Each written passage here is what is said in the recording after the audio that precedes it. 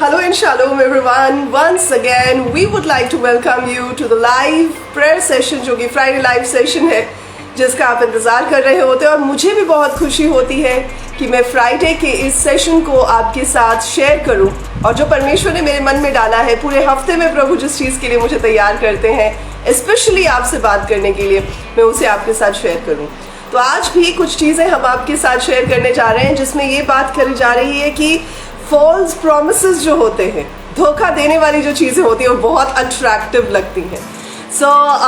इस जो विषय को शुरू करने से पहले, इस टॉपिक पे बात करने से पहले आज सबसे पहले मैं आपके साथ एक छोटा सा इंसिडेंट शेयर करूंगी जिस इंसिडेंट के साथ परमेश्वर ने मेरे मन से बात की और मैंने ये जो चीज़ें जॉट डाउन की जो कि आज मैं आपके साथ शेयर करने जा रही हूँ। धन्यवाद देते हैं आज के इस समय के लिए जबकि प्रभु ने एक बार फिर से मौका दिया है कि हम उन बातों को सीख सके जो हमारी ज़िंदगी को बदल सकती हैं, उन बातों को जो कि हमारी लाइफ में एक ट्रांसफॉर्मेशन को लेकर आ सकती हैं और कैसे हम उस धोखे से बच सकते हैं जो कि प्रेवेलेंट है। देखिए, सिंपल सी बात है कि अगर हम इस दुनिया में ही देखें तो बहुत सारी चीज़ें जो धोखा देती हैं, स्पेशली जो अच्छी दिखने वाली चीज़ें वो तो ज़्यादा धोखा देने वाली चीज़ें होती हैं।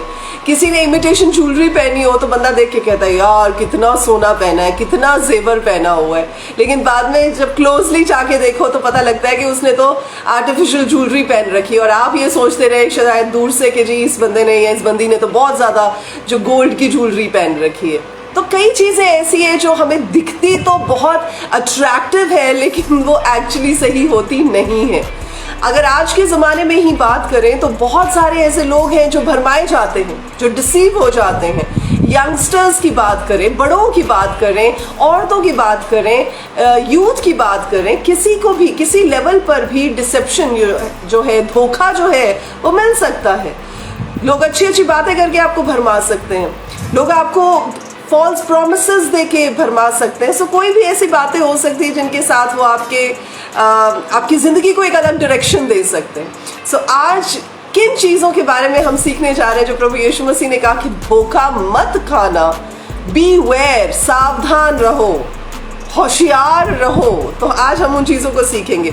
लेकिन सबसे पहले जैसे मैं बात कर रही थी कि एक बड़ा ही सुंदर सा वाकया हुआ। कुछ दिन पहले हमारे घर में अपर जो फर्स्ट फ्लोर का दरवाज़ा है वरांडा का वो खुला रह गया और क्योंकि बहुत सारे जो फ्लावर्स थे वो पड़े हुए थे, उनके साथ कुछ आर्टिफिशियल फ्लावर्स भी थे जो कि धोने वाले थे, जिन पे बहुत सारी मिट्टी जमी हुई थी। तो मैंने इंस्ट्रक्शन दी कि इनको सबको साफ करके धूप में सुखाने के लिए रखा जाए। तो इसलिए जो एक्चुअल पौधे लगे हुए थे उनके साथ में ही आर्टिफिशियल फ्लावर्स को रख दिया गया। अब क्या हुआ कि एक बड़ा प्यारा सा छोटा सा बर्ड आया और बड़े प्यार से आके उसने फूलों के ऊपर बैठना शुरू कर दिया। जब वो फूलों के ऊपर बैठ रहा था उतनी देर में दरवाज़ा जो है हवा के साथ बंद हो गया। अब वो बेचारा बाहर निकलने की कोशिश करे और निकल ना पाए। जितनी बार भी हमने उसे देखा और हमने उसे बाहर निकालने की कोशिश की, वो डर के मारे कभी इधर जाए कभी इधर जाए, कभी शीशे के बीच में बजे, कभी दरवाजे के बीच में बजे। तो हमें ये डर था कि ये ना हो कि बेचारा अपने आप को हर्ट कर ले और ज़ख्मी होकर गिर जाए। तो हमने बड़ी मुश्किल से उसे हैंडल करने की कोशिश की, लेकिन कहाँ हैंडल हो रहा था। वो इतनी रफ्तार से इधर उधर जा रहा था और उसे डर लग रहा था कि कहीं हम उसे कोई चोट ही ना पहुँचा दें। बहरहाल ये सब कुछ जब होता रहा तो मेरे मन में एक बात आई। मैंने सोचा कि ये बेचारा तो ये सोच के आया होगा कि ये जो फूल है ये एक्चुअल के फूल है, ये रियल फूल हैं और ये फ्लावर्स को देखकर जो कि आर्टिफिशियल फ्लावर्स थे भरमाया गया, धोखा खा लिया उसने कि शायद इन फ्लावर्स के अंदर से मुझे कोई जूस मिलेगा, नेक्टर मिलेगा, इन फ्लावर्स में से कोई फ्रेग्रेंस मिलेगी, इन फ्लावर्स का मुझे कोई फ़ायदा होगा। लेकिन फ़ायदा तो कोई भी नहीं हुआ, वो सिर्फ अट्रैक्टिव लग रहे थे, एक्चुअली में वो रियल फ्लावर्स नहीं थे। तो जो बात मेरे मन में आई, जो मैंने सीखी वो ये थी कि बहुत मर्तबा ऐसा होता है कि इंसान भी उन वायदों पर, उन चीज़ों पर, उन बातों पर, उन शायद देखने वाली जो हरकतें हैं उन पर विश्वास कर बैठता है और सोच बैठता है कि शायद यही सच है। लेकिन हो सकता है कि जब आप नज़दीक जाके देखें तो आपको समझ में आए कि वो चीज़ें रियल नहीं थी। तो आज यही बात हम सीखने जा रहे हैं और मैं आपके साथ एक स्टोरी भी शेयर करूंगी। लेकिन प्रभु यीशु मसीह ने हमें केयरफुल रहने के लिए कहा कुछ ऐसी बातों से, कुछ ऐसी चीज़ों से कुछ ऐसे लम्हों से, कुछ ऐसे लोगों से, कुछ ऐसी कंडीशंस और सिचुएशन से जो भरमा सकती हैं। अब आपका क्वेश्चन ये होना चाहिए कि डॉक्टर नीतू ऐसी थोड़ी हमें कोई भरमा देगा, हम तो बड़े सियाने बंदे हैं, हम बड़े इंटेलिजेंट हैं, हम तो वचन पढ़ते हैं, हम तो प्रार्थनाएं करते हैं, हमें कौन भरमा सकता है। देखिए, शैतान के बारे में जब लिखा गया वचन में तो ऐसे लिखा है कि वो एक ज्योतिर्मय स्वर्गदूत का, यानी कि एंजल ऑफ लाइट का जो रूप है वो धर कर आता है। तो जब वो ऐसा सुंदर, ऐसा अट्रैक्टिव, ऐसा बढ़िया बनकर आता तो आपको ऐसे थोड़ी लगेगा कि हाँ जी ये शैतान है। आपको तो ये लगेगा नहीं नहीं नहीं, ये शायद मुझे गलती लगी होगी, ये शैतान नहीं हो सकता, ये तो इतना सही है। अब शैतान कोई ऐसे रूप में तो आएगा नहीं जो बहुत डरावना होगा, जो बहुत भयंकर होगा, जो बहुत फियरफुलनेस को लेकर आने वाला होगा, तो ऐसा कुछ तो वो करता नहीं है। तो वो एक्चुअली एक खूबसूरत रूप में आता है ताकि वो डिसीव कर सके, ताकि वो आपके ध्यान को भरमा सके, ताकि वो आपको आपके रास्ते से हटा सके और आपको ट्रूथ से, आपको सच्चाई से अलग कर सके। ओके, अब चले मैं आपको कुछ बातें बताती हूँ, हमें किन चीज़ों से सावधान रहना है, किन बातों से चौकस रहना है। सबसे पहली बात है कि परमेश्वर का वचन हमें बताता है, जब आप मत्ती रचित सुसमाचार उसका चैप्टर 6 पढ़ते हैं तो उसकी पहली आयत में सबसे पहली चीज़ जो हमें जिससे बचकर रहना है, जिससे धोखा नहीं खाना है, वो ये है कि हमें लोगों की वाहवाही से बचकर रहना है, ह्यूमन एक्कोलेड्स से बचकर रहना है। वचन में ऐसा लिखा है कि सावधान रहो, यानी चौकस रहो, बी केयरफुल। तुम लोगों को दिखाने के लिए अपने धर्म के काम ना करो, नहीं तो अपने स्वर्गीय पिता से कुछ भी फल ना पाओगे। कई लोगों को आपने देखा होगा कि चैरिटी करते हैं तो लोगों को दिखा दिखा के करते हैं, कुछ भी छोटी सी चीज़ करते हैं फोटोग्राफ्स डाल डाल के करते हैं। अगर किसी के लिए कोई भलाई का काम करते हैं डंगे बजा बजा के करते हैं। तो वो क्या कर रहे हैं, वो लोगों को दिखाने के लिए कर रहे हैं कि देखो हम कितने बढ़िया लोग हैं, हम कितना बढ़िया काम कर रहे हैं, हमारी वाहवाही करो। तो जब वो ऐसा कुछ कर रहे हैं तो ये एक ऐसा एस्पेक्ट है जिससे इंसान भरमाया जा सकता है। लेकिन परमेश्वर का वचन कहता है कि जब भी आप कोई भला काम करें, जब भी आप कोई भलाई का काम करें, उसे छुपा कर करें, लोगों को दिखा दिखा के मत करें, उनको हर चीज़ जो है वो शो ऑफ करके ना करें, क्योंकि उसका अजर तो फिर आपको लोगों से ही मिल गया ना। जब लोगों ने क्लैपिंग कर दी, वाह वाह वाह जी आपने बहुत बढ़िया काम कर दिया, आपने भूखों को खाना खिला दिया, आपने बीमारों को चंगा कर दिया, आपने जिनके पास कपड़े नहीं थे उनको आपने कपड़े दिए, बहुत बढ़िया काम कर दिया, तो आपने क्या किया, आपने तो वाहवाही बटोर ली। तो ये एक भरमाने वाली बात है, ये एक धोखा देने वाली बात है कि जब आप लोगों की नज़र में अपने आप को ऊंचा उठाना चाहते हैं तो आपने अपना अजर लोगों से पा लिया है, अब इसका रिवॉर्ड आपको हेवन में नहीं मिलेगा। ओके, सो ये है पहली चीज़। तो आप कोई भी चैरिटी, कोई भी काम, कोई भी भलाई की चीज़ जब करते हैं, प्लीज़ उसे लोगों के रिकॉग्निशन के लिए ना करें, उसे परमेश्वर की रिकॉग्निशन के लिए करें, ताकि प्रभु आपको देखकर कहें very good, I am proud of you कि तुमने जो काम किया है ये ऐसे ही होना चाहिए था। आमीन। दूसरी चीज़, कई लोग अपने आप को सेल्फ राइचियस समझते हैं और वो इतने सेल्फ राइचियसनेस के शिकार हो जाते हैं कि उन्हें बाकी सब लोग गलत दिखाई देते हैं। देखिए, एक वाक्य है जबकि हम टैक्स कलेक्टर का, जब लूका रचित सुसमाचार उसका 18th चैप्टर पढ़ते हैं तो उधर 2 लोगों का जिक्र किया गया है। जब आप 9th आयत से पढ़ते हैं 14th आयत तक, तो यहाँ पर एक फरीसी का और यहाँ पर एक चुंगी लेने यानी कि एक टैक्स कलेक्टर के बारे में बात की गई है। तो जो फरीसी होता है वो अपने आप में सेल्फ राइचियसनेस के साथ भरा हुआ है, वो प्राइड के साथ भरा हुआ है। वो क्या कहता है, वो कहता है कि जी मैं दूसरे लोगों जैसा नहीं हूँ, मैं अंधेर करने वाले लोगों जैसा नहीं हूँ, मैं कम से कम जो अपना दशवांश देता हूँ, 2 बार मैं फास्टिंग पे जाता हूँ हफ्ते के अंदर, मैं वो सारे काम करता हूँ जो लॉ में लिखे हुए हैं, कम से कम मैं ऐसा टैक्स कलेक्टर जैसा तो नहीं हूँ जो मेरे सामने खड़ा है। तो वो क्या था, वो सेल्फ राइचियसनेस का शिकार था। उसे लगा कि जो वो कर रहा है वो सिर्फ वही सही है, बाकी सब गलत है। तो जब आपके मन में सेल्फ राइचियसनेस आ जाती है जिसकी वजह से आप दूसरों को छोटा जानने लग जाते हैं और अपने आप को बड़ा जानने लग जाते हैं, that is a warning sign जिससे आप डिसीव किए जा रहे हैं। आपके मन में ऐसे आ सकता है, यार मैं दूसरे लोगों की तरह ना बुरे बुरे काम नहीं करता, यार मैं तो वचन के हिसाब से चलता हूँ, मैं ऐसे नहीं दूसरे लोगों की तरह बिहेव करता। तो आप क्या कर रहे हैं, आप उस डिसेप्शन का, आप उस भरमाए जाने का, आप उस गिराए जाने का, उस ट्रैप का हिस्सा ऑलरेडी बन चुके हैं। सो जब आपके मन में ऐसी कोई बात आए तो आपको जान जाना चाहिए कि शैतान आपको भरमाने की कोशिश कर रहा है। अब दूसरी तरफ देखें, जो चुंगी लेने वाला था, जो टैक्स कलेक्टर था, बेचारा उसे पता था कि मैं जो काम कर रहा हूँ वो लोगों की नज़र में तो सही है नहीं।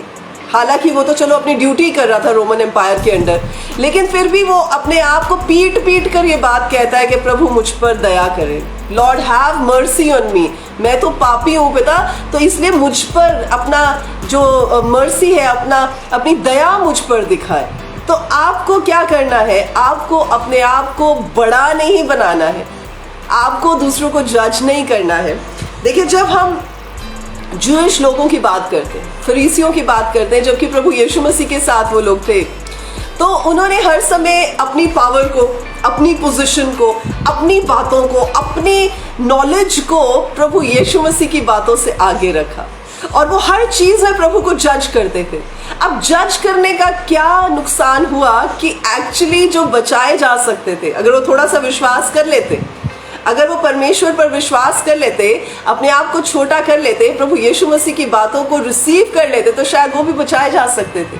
उनके पास तो प्रभु Yeshu Masih face to face available थे, but they chose not to because they were so drunk in their own self righteousness.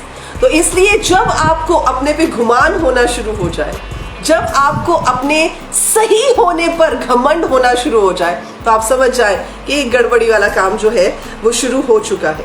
तभी जब आप मार्क 8:15 पढ़ते हैं, तो वहां पर प्रभु यीशु मसीह ने इस बात को कहा है कि फरीसियों के खमीर से और हेरोदेस के खमीर से बच के रहना। अब हेरोदेस का खमीर क्या था? हेरोदेस जो था वो अपने आप को वर्शिप करवाना चाहता था, वो अपने आप को एक भगवान समझता था, और वो ऐसा उसके मन में था that people should praise him, people should worship him. तो वो कर क्या रहा था? वो सेल्फ राइचियसनेस के मारे गलत काम करता हुआ भी ये सोच रहा था, मुझे कोई कुछ नहीं कह सकता क्योंकि मैं राजा हूँ। सो परमेश्वर ने ये बात को कहा कि फरीसियों के खमीर से और हेरोदेस के खमीर से अपने आप को बचा के रखना। तो ये दूसरी चीज है।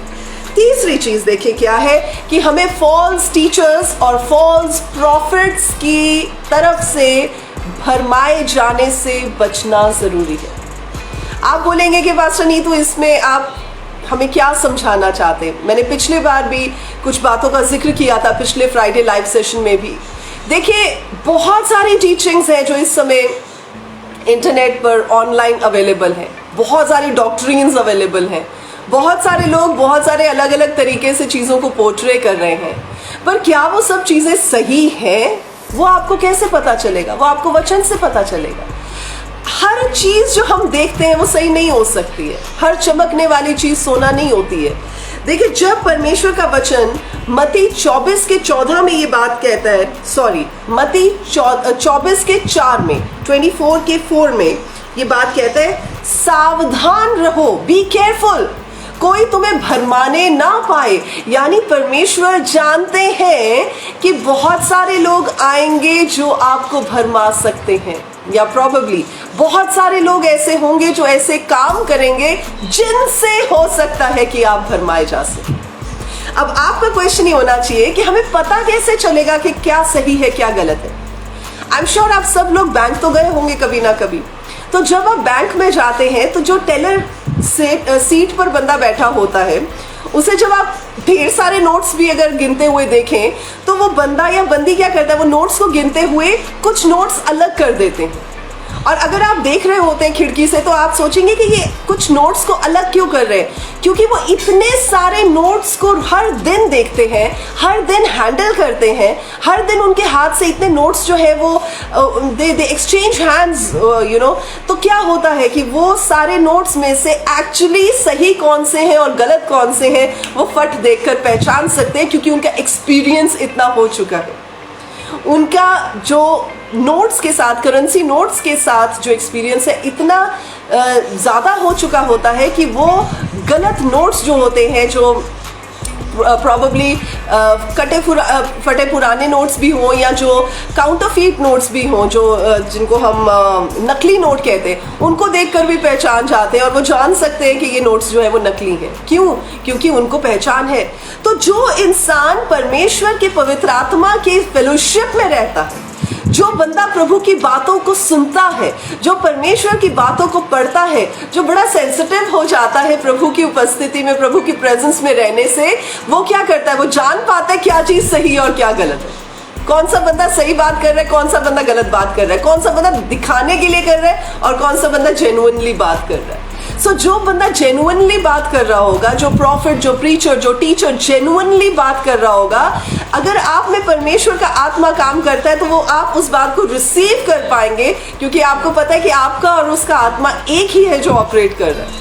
लेकिन अगर कोई बंदा गलत चीज में, गलत स्पिरिट्स में ऑपरेट कर रहा है, आप रिपल्सिव फील करेंगे, आप उससे दूर फील करेंगे। क्यों? क्योंकि आप दोनों की जो स्पिरिचुअल वेवलेंथ है वो मैच ही नहीं करेगी और आप स्पिरिचुअल डिजर्नमेंट के साथ जान सकेंगे कि ये बंदा ठीक बात नहीं कर रहा है। सो देखिए, परमेश्वर को जब आप रियल परमेश्वर को जानते हैं तो फॉल्स प्रॉफिट्स, फॉल्स टीचर्स जो है उनको आप फट पहचान लेंगे कि भाई ये बंदा गलत है, गलत टीचिंग है, गलत डॉक्ट्रिन है, इसको हमें नहीं सुनना। ओके, देखिए जब परमेश्वर के वचन में 1 जॉन 4:1 में ये बात पढ़ते हैं, वहां लिखे टेस्ट एवरी स्पिरिट। क्योंकि आपने देखा होगा प्रोफेसीज होती है, लोग I receive I receive I receive. Come on यार, आई रिसीव हर चीज में मत किया करें। आपको नहीं पता कौन सा बंदा कौन सी स्पिरिट में काम कर रहा है। तो जब आप रिसीव करते रहते हैं तो हमें नहीं पता होता है कि अगर वो गलत स्पिरिट्स के साथ काम कर रहे हैं, आप क्या कर रहे हैं? उन गलत स्पिरिट्स को रिसीव कर रहे हैं। अगर वो बंदा डिमोनिक पावर्स के साथ काम कर रहा है, आप वो रिसीव अब कर क्या रहे हो? आप अपने घर में डिमोनिक स्पिरिट्स को इनवाइट कर रहे हो। तो इसलिए बी केयरफुल, इस चीज का ध्यान रखें कि आप क्या रिसीव कर रहे हैं। और वो सिर्फ तभी पता चलेगा कि जब आप परमेश्वर के साथ टाइम स्पेंड करेंगे और प्रभु का आत्मा आपको गाइड करेगा कि क्या सही है और क्या गलत है। Okay, so you have to test every spirit. हर प्रोफेसी परमेश्वर की ओर से नहीं होती है, हर प्रोफेटिक डिक्लेरेशन परमेश्वर की ओर से नहीं होती है। सो बी केयरफुल कि कहां से आ रही है, उसको वॉच आउट करें। चौथी चीज क्या है कि जो भी आप सुनते हैं उसका ध्यान रखें, क्योंकि सुनना, वचन बताता है कि सुनने से विश्वास पैदा होता है। तो अगर ये बात सही चीजों के लिए है कि सुनने से विश्वास पैदा होता है, तो ये बात गलत चीजों के लिए भी लागू होती है कि अगर आप किसी गलत चीज को बार बार सुनते जाएंगे तो वो भी क्या करेगी? वो गलत चीज भी आपके मन में विश्वास की जड़ पकड़ लेगी। इसलिए बी केयरफुल कि आप क्या सुनते हैं। वचन बताता है, जब आप लूक 8:18 पढ़ते हैं, लूका 8:18 पढ़ते हैं, तो वहां पर लिखा है चौकस रहना कि तुम किस रीति से सुनते हो। किस रीति मतलब किस तरीके से सुनते हो। अब आप सोचो सुनने की कौन सा तरीका होता है? भाई सुनना तो कानों से ही होता है, नॉर्मल जो सुन रहे हैं वो सुन रहे हैं। नहीं जी, ऐसा नहीं होता। किस तरीके से सुन रहे हैं का मतलब होता है कि आप किस स्पिरिट के द्वारा की गई बात को सुन रहे हैं।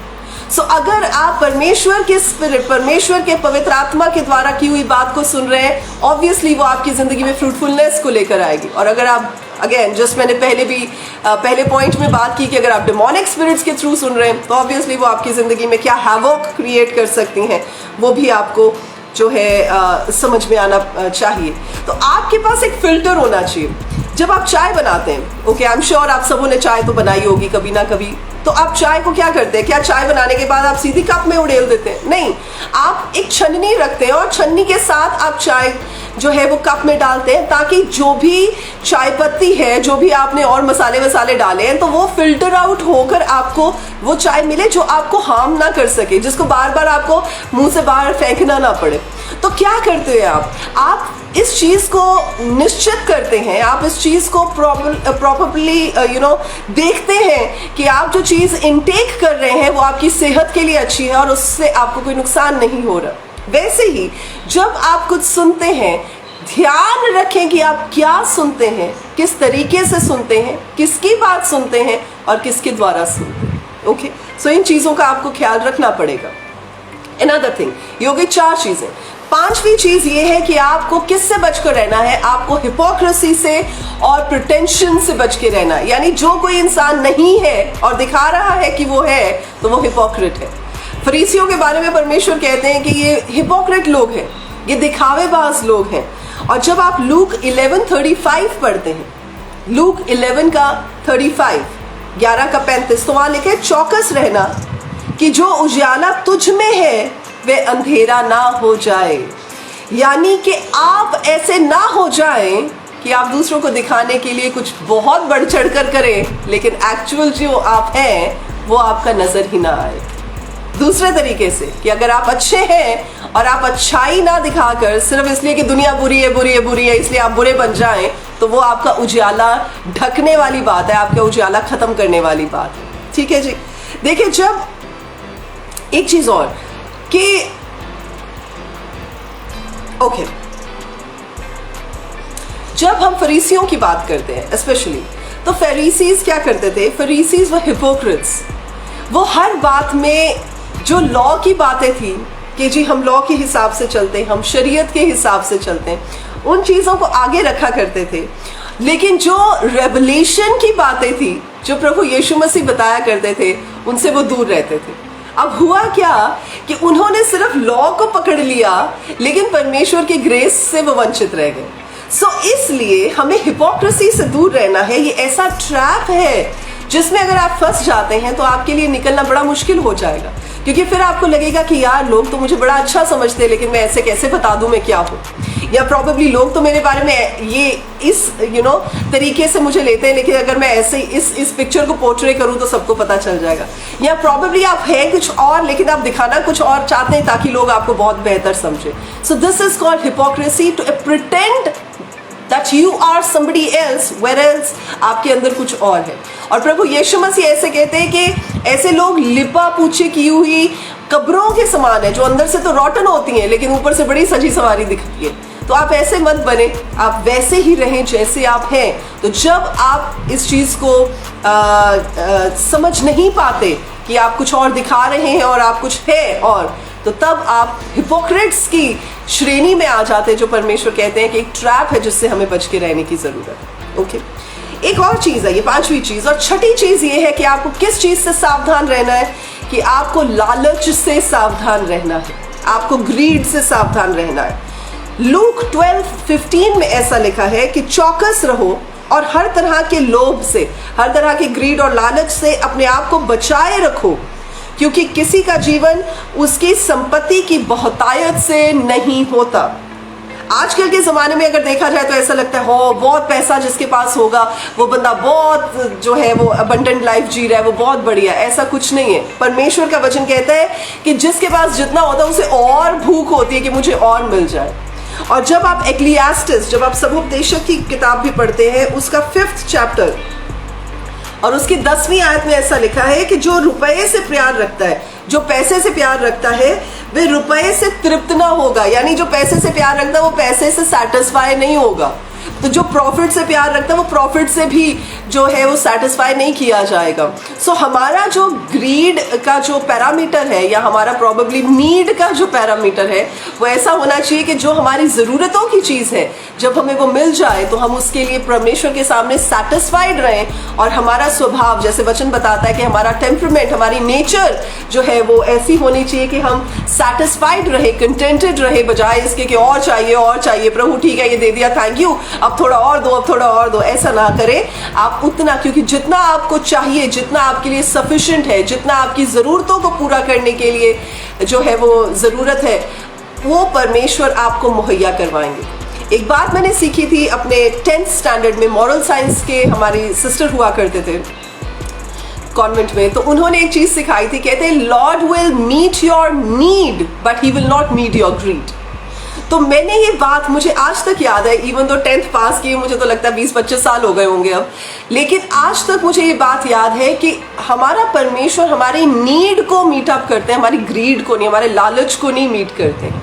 इसलिए अगर आपको लगता है कि आप कहीं लालच कर रहे हैं और आपको लगता है कि मेरे पास जितना है और आ जाए और कर लूँ, और आपका फोकस कौन होना चाहिए? आपका फोकस सिर्फ परमेश्वर होना चाहिए।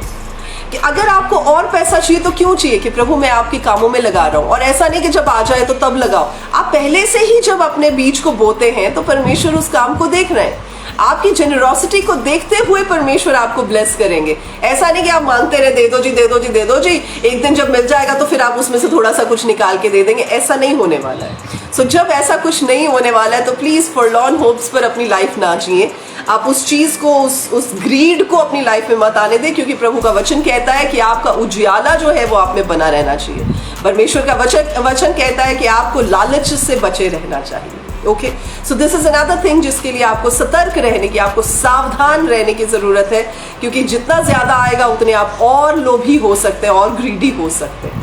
ओके, सो ये थी 6th चीज। 7वीं चीज है कि आपको अपनी जिंदगी में अनफॉरगिवनेस को जगह नहीं देनी है। बहुत बार हमने बात की है, बहुत बार अलग अलग आई एम श्योर प्रीचर्स के द्वारा भी आपने ये सुना होगा, माफ करे, दूसरों को माफ करे। तो हम ये बातों को बहुत बार सुन चुके हैं। यहाँ तक कि जब आप न्यू टेस्टमेंट को पढ़ते हैं, नए अहदनामे को जब आप पढ़ते हैं, उसमें 18 टाइम्स फॉरगिवनेस के बारे में बात की गई है। यानी कि परमेश्वर इसको कितनी अहमियत देते हैं कि आप दूसरों को माफ करें। तो ऑब्वियसली जब आप माफ करेंगे आप भी माफी पाएंगे। सो दिस इज अगेन समथिंग कि अगर आप वो ग्रज को पकड़ के रखेंगे, आप कहीं ना तो खुद जा पाएंगे और ना ही आप कुछ अपने लिए पाएंगे जो कि परमेश्वर आपको देना चाहते हैं। So please let go of this unforgiveness की फीलिंग जो आपकी लाइफ में है, उससे नजात पाए, उसे छोड़ दे, उसे रस्सी की तरह खींच के अपनी ओर ना करें। लेट इट गो, उसको छोड़ दें और देखें कि आप कितना फ्री महसूस करते हैं, आप कितने आरामदायक तरीके से अपनी जिंदगी को जी पाएंगे। आमीन। ओके, और लास्ट और 8वीं चीज है कि हर तरह के फ्लैशली प्लेजर्स और एंग्जाइटी से, हर तरह के जिस्मानी जो चीज़ें हैं उनसे आपको अपने आप को अलग करने की ज़रूरत है। देखिए, जब आप लूक 21 पढ़ते हैं, लूक 21 का 34, लूक 21 का 34 यहाँ लिखा है, इसलिए सावधान रहो, ऐसा ना हो कि तुम्हारे मन खुमार और मतवालेपन और इस जीवन की चिंताओं से सुस्त हो जाए और वे दिन तुम पर फंदे के समान अचानक आ पड़े। यानी कि ऐसा ना हो कि आप दुनिया की चीज़ों में इतने खुमार हो जाए, इतने लीन हो जाए कि आपको पता ही ना चले कि परमेश्वर ने जो आपसे चाहा है, परमेश्वर जो आपसे करवाना चाहते हैं, वो दिन जिसमें कि फैसले की घड़ी आ जाएगी, आपको पता भी ना चले कि वो कब होने वाला है। सो इसलिए अपने आप को हर चिंता से, अपने आप को हर खुमारी से, अपने आप को हर मतवालेपन से, अपने आप को हर फ्लैशली डिज़ायर से अलग करें। अगर आपकी ज़िंदगी में ऑलरेडी ये चीज़ों का हिस्सा है तो प्लीज़ अपने आप को उन चीज़ों से अलग करें। परमेश्वर से माफ़ी मांगकर अपनी ज़िंदगी को सही डायरेक्शन में, सही जो राह पर लेकर आए, ताकि आप परमेश्वर से वो पा सकें जो करने के लिए, जो पाने के लिए परमेश्वर ने आपको बनाया है। ओके, देखिए, हमारी हर दिन की बैटल होती है जो कि हम इमोशंस के साथ, या प्रॉबेबली हम अपने टेम्परामेंट के साथ, हम अपने माइंड के साथ जो है वो लड़ते हैं।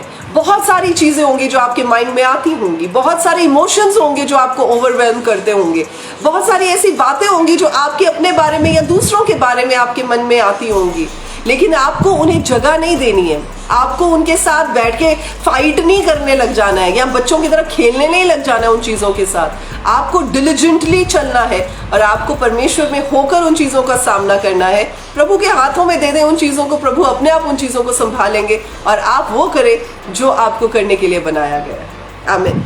अब आपका क्वेश्चन ये होना चाहिए, चले हमने अभी जो 7 चीज़ें की हैं एक बार उनको रीकैप कर लेते हैं। सबसे पहले तो ये कि लोगों की वाहवाही बटोरना बंद करें। ये एक डिसेप्शन है जिससे बाहर निकलने की ज़रूरत है। तो कोई भी ऐसा काम ना करे जिससे आप लोगों की वाहवाही के लिए जो है अपने कदम को बढ़ाएं। दूसरा ये है कि अपने आप को ज़्यादा राइचियस दिखाने की ज़रूरत नहीं है, ना ही दिखाएं और ना ही इस डिसेप्शन में रहें कि आप लोगों से बेहतर हैं। देखिए, वचन ये कहता है कि अपने आप को दूसरों से बेहतर ना समझे, दूसरों को अपने आप से बेहतर समझे, और कोई भी बात जो है वो अपनी बढ़ाई के लिए मत करें।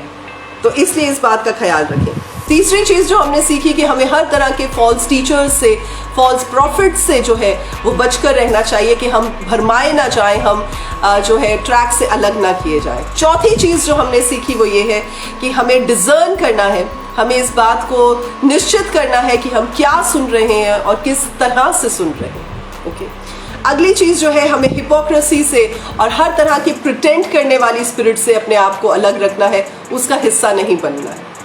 छठी चीज, सिक्स्थ चीज है कि हमें हर तरह के लालच से अपने आप को अलग रखना है और उस लालच के ट्रैप में नहीं गिरना है ताकि हम डिसीव ना किए जा सकें। सातवीं चीज है कि हमें अनफॉरगिवनेस से अपने आप को अलग रखना है और हमें माफ करने वाला दिल जो है वो परमेश्वर से मांगना है। और आठवीं चीज ये है कि हमें हर तरह के फ्लैशली डिजायर से अलग रहना है और हमें परमेश्वर की ही राहों पर चलकर प्रभु के हाथ को थाम के चलना। ओके जी, अब आपका क्वेश्चन ये होना चाहिए कि ठीक है पास्टर नी, तो आपने प्रॉब्लम एरियाज तो बता दिए, अब इसका सोल्यूशन क्या है? देखिए 3 सोल्यूशंस मैं आपके साथ शेयर करूंगी। रेमेडी क्या है कि अगर आप डिसीव ना हो या आप डिसेप्शन में पड़ गए हैं तो आपको क्या करना चाहिए। सबसे पहली ये बात है, जैसे कि वचन में लिखा है, जब आप बुक ऑफ जॉन पढ़ते हैं चैप्टर 15 उसकी 4थी आयत में प्रभु यीशु मसीह ये कहते हैं कि जो मुझ में बनी रहती, जो डाली मुझ में बनी रहती।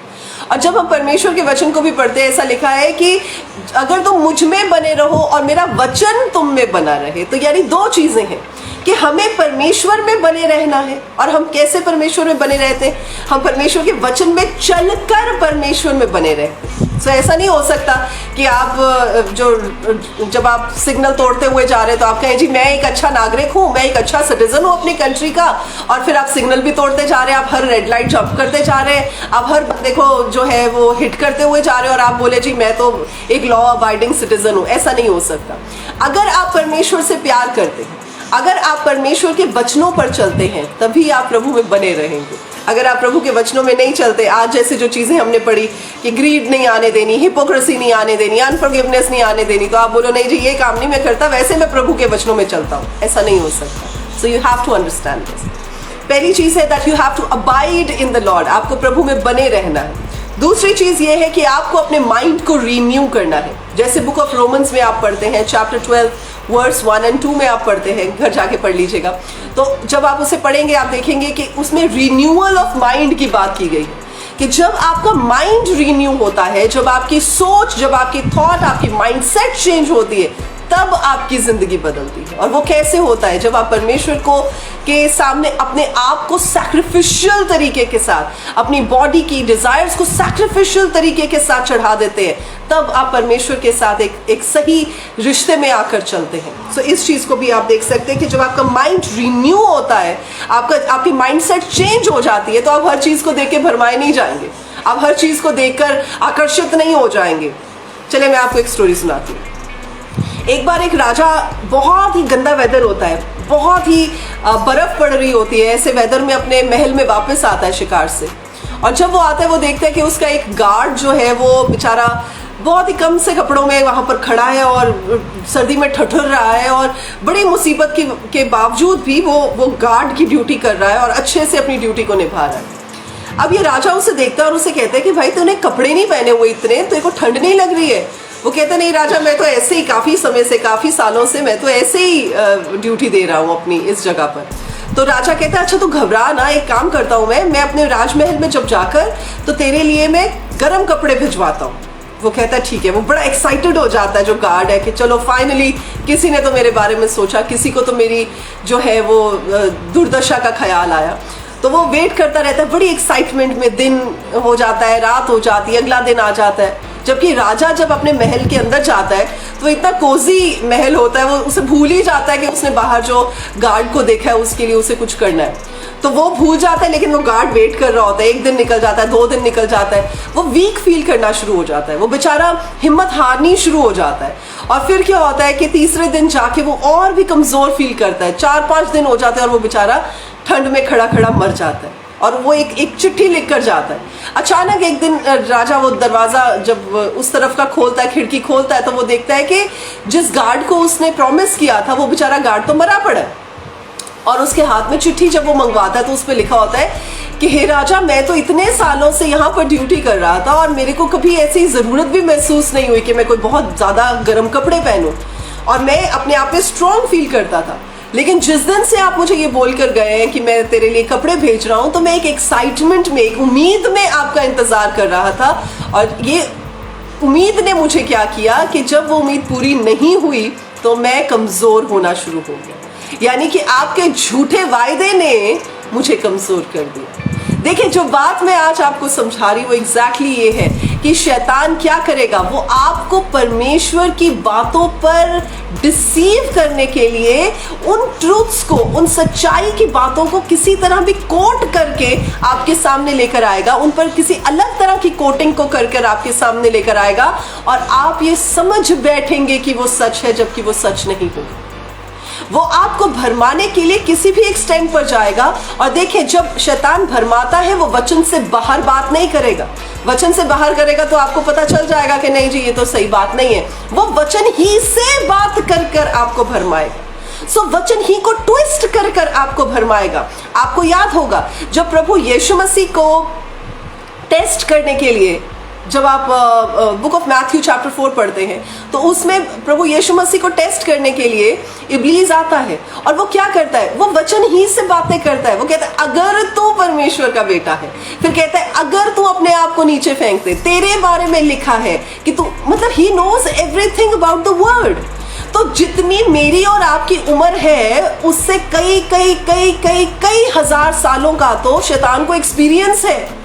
और आपके और मेरे जैसे जो लोग होते हैं, जो हम अपने आप को विश्वासी कहते हैं या हम अपने आप को प्रीचर्स कहते हैं या अपने आप को प्रॉफिट्स कहते हैं या हम जो भी अपने आप को समझते हैं, आप ये सोचें कि उससे तो एक्सपीरियंस है किसी भी तरह के, किसी भी वैरायटी ऑफ लोगों को डील करने का और उन्हें भरमाने का।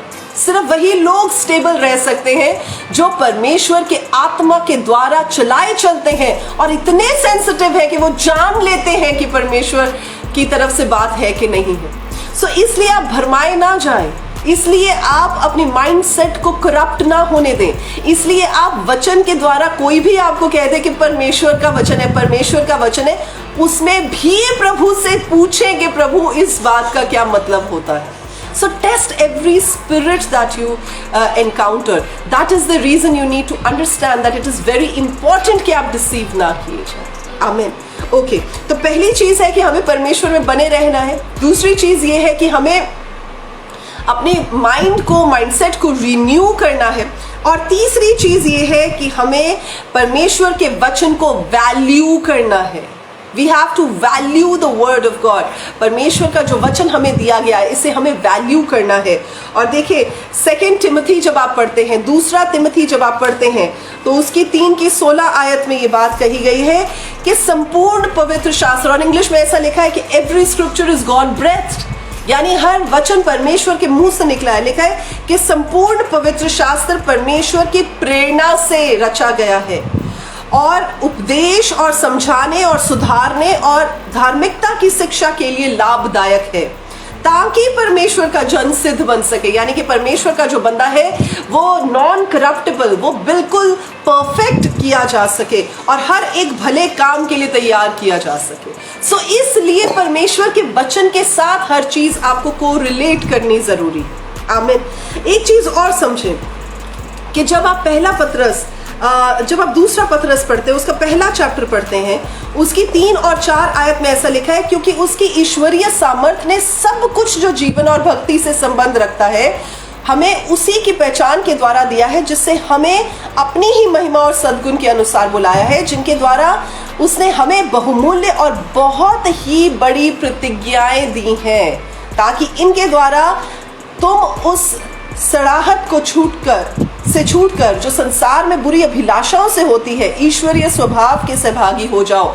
यानी कि परमेश्वर ने हमें सब कुछ दे दिया है उस अच्छी लाइफ के लिए जो हमारी जीने की परमेश्वर ने इच्छा रखी है और जो प्रभु चाहते हैं कि हम जिए। So that is the most important thing.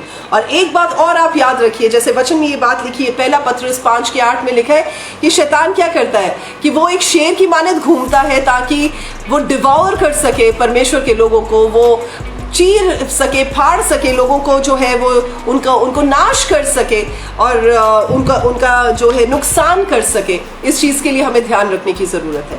सो आज जो बातें आपको सिखाई हैं, please be very careful, be very vigilant कि आप इन बातों को समझ पाएँ, आप इन बातों को सीख पाएँ और आप इन बातों के हिसाब से चल पाएँ, ताकि आपको कोई भरमा ना सके और आप परमेश्वर की राहों पर सही चलते रहें, ताकि जब परमेश्वर आए तो आप तैयार पाए जाएं। आमीन।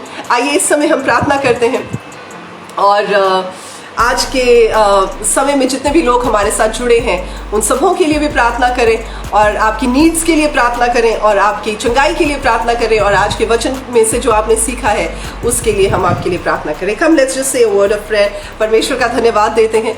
पिछले जो लाइव सेशंस गए हैं उनमें प्रभु ने बहुत बड़े बड़े मौजज़े किए हैं, बहुत बड़े बड़े काम किए हैं। टेस्टमनीज को हम पढ़ पाते हैं जो कि फेसबुक पर और यूट्यूब पर आती हैं और लोगों का ये कहना है कि वचन सुनते सुनते, प्रार्थनाओं को सुनते सुनते ही प्रभु ने उन्हें हील किया है, उन्हें चंगाइयाँ दी हैं, which is just the grace of God, that is just a fantastic work जो परमेश्वर ने किया है। आमीन।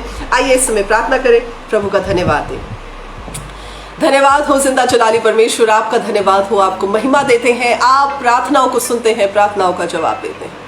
पिता, हम बहुत ही दीनता के साथ, बहुत ही विश्वास के साथ, बहुत ही प्यार के साथ और बहुत ही उम्मीद के साथ मेरे परमेश्वर आपके सामने अपनी प्रार्थनाओं को रखते हैं, अपनी इल्तिजाओं को रखते हैं। और खुदावन खुदा, हम आपसे प्रार्थना करते हैं कि जितने भी प्रभु मेरे भाई और बहन इस समय इस प्रोग्राम को देख रहे हैं वो अपनी अपनी प्रॉब्लम्स में से जो होकर गुजर रहे हैं, चाहे वो अपनी जॉब को लेकर परेशान है, चाहे वो अपनी सेहत को लेकर परेशान है, चाहे वो अपने पड़ोसियों को लेकर परेशान है, चाहे वो अपने बॉसेस और कुलीग्स को लेकर परेशान है, चाहे वो अपने रिश्तेदारियों को लेकर परेशान है, चाहे वो अपने रिश्तों को लेकर परेशान है, चाहे वो परमेश्वर अपने मेडिकल रिपोर्ट्स को लेकर परेशान है, चाहे अपने बच्चों की जिंदगियों को गलत राह पर चलते हुए देखकर परेशान है।